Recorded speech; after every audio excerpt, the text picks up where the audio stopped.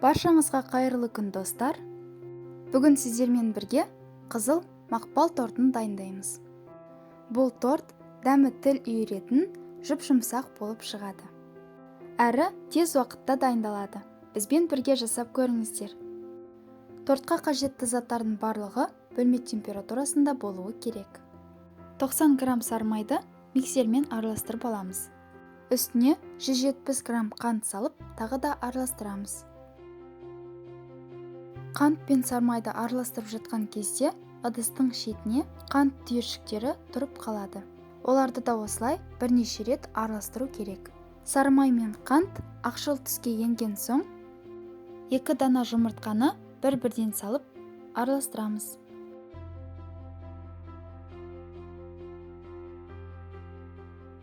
Жұмыртқаның екеуінде бірден салуға болмайды.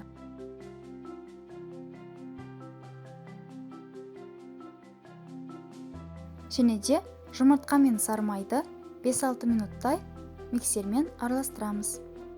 Бізде осындай аппақ түске айналуы керек. Енді үстіне 10% 150 грамм сливки құйып, оны да жақсылап араластырамыз.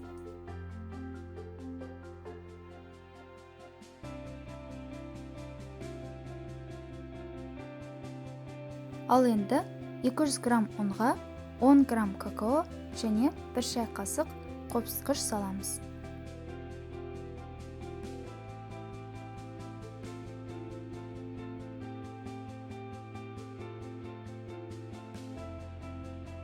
Сұйық массамызға жартысын елеп салып араластырамыз.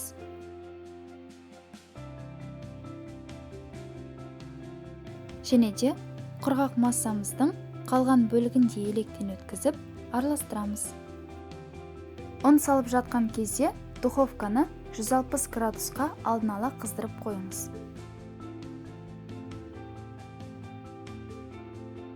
Бір-екі шай қасық шамасында бояғыш салып араластырамыз.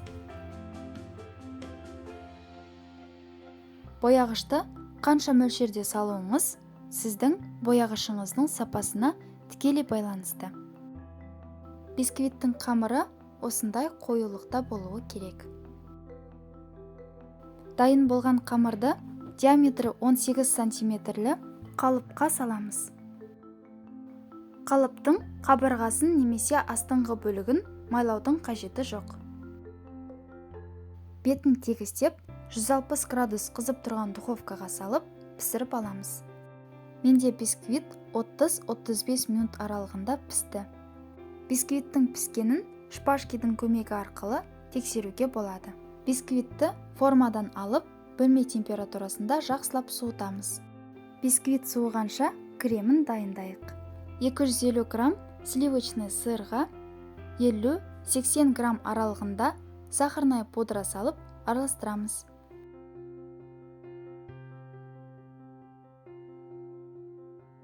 Содан соң 33% 200 грамм сливки құйып, тағы да араластырамыз. Сливкиді аз-аздан құйыңыз.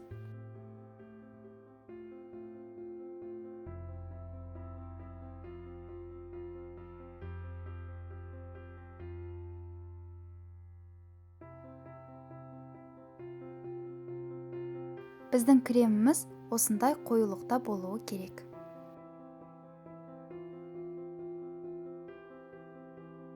Крем жасап жатқан аралықта біздің бисквитіміз де суыды. Бисквитті 2 немесе 3 бөлікке бөлеміз.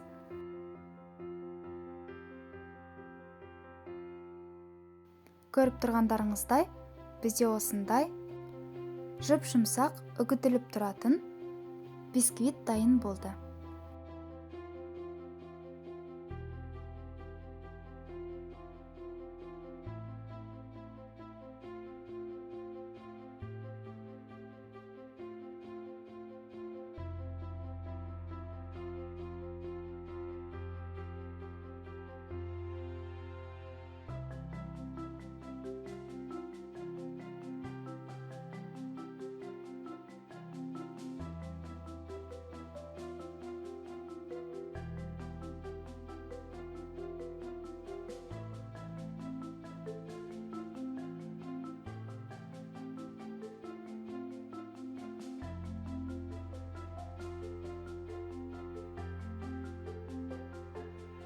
Және де мен тортқа пропитка ретінде 10% сливки қолдандым.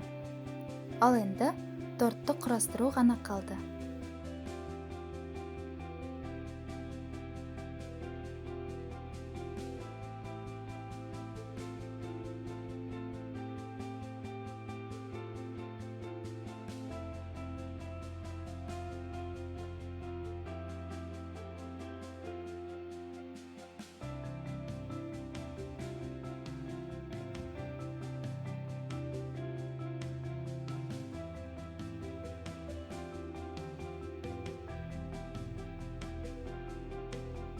Және де торттың бетінен алған осындай бөліктерді блендерға салып, жақсылап ұсақтап аламыз.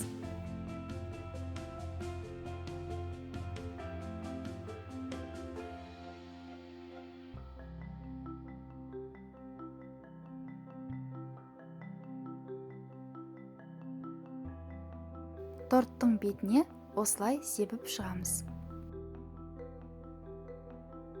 Біздің тортымыз да дайын. Тортты жасап болған соң, тоңазытқышқа 3-5 сағат аралығына салып қою керек.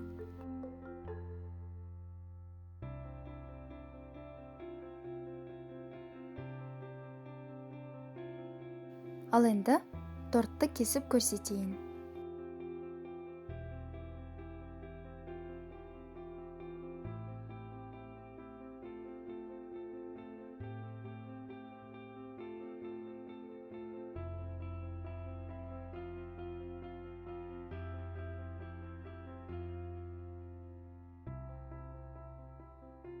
Бұл торт бір жасағаннан ақ өте дәмді болып шығады.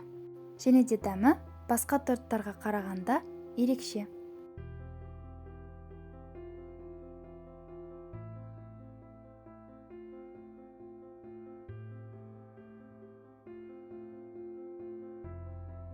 Қызыл мақпал тортын дәл осы рецептпен жасап көруге сіздерге де кеңес беремін. Рецепт ұнаған болса, видеоға лайк басуды ұмытпаңыздар. Және де каналға тіркеліп, қасындағы қоңыраушаны басып қойыңыз. Бізбен бірге болғандарыңыз үшін алғысым шексіз. Келесі кездескенше.